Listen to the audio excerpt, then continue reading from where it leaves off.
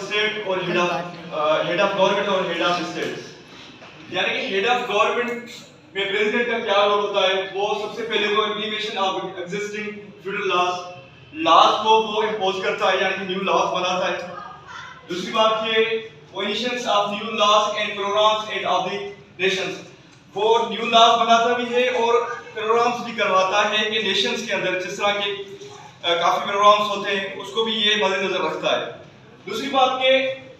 In order to executive branch, ये government को order करता है कि भाई कोई भी गवर्नमेंट्स के इश्यूज है, कोई भी काम है, वो गवर्नमेंट को ऑर्डर करता है कि भाई इस तरह उसको मैनेज करना है। तीसरी बात के each president of the faces number of challenges,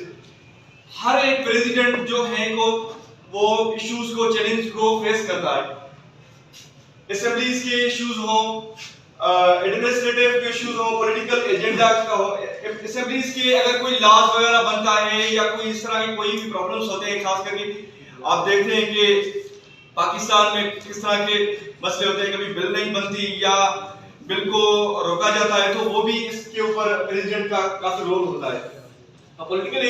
agenda में इनका ज्यादातर अपनी पार्टी पर भी फोकस होता है कि भाई पार्टी में क्या क्या हो रहा है, क्या नहीं हो रहा, और इसके अलावा पार्टी में जितने मेंबर हैं इसकी इकोनॉमिक्स को मैनेज करना पड़ता है और इसके इश्यूज को हाईलाइट करना पड़ता है, कि देखना पड़ता है कि भाई क्या हो रहा है पार्टीज में और क्या नहीं हो रहा।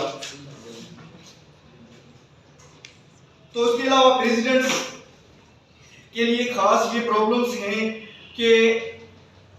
हम अपनी कैबिनेट्स को किस तरह मैनेज करूं और किस तरह अपने मुल्क को एक बेहतर वे से चलाऊं। तो इसके लिए खास चैलेंजेस का सामना करना पड़ता है और ये अपने डिपार्टमेंट्स को इस तरह ही नजर रखता है जिस तरह हमारे टीचर्स अपने क्लास को रखता है। ये था।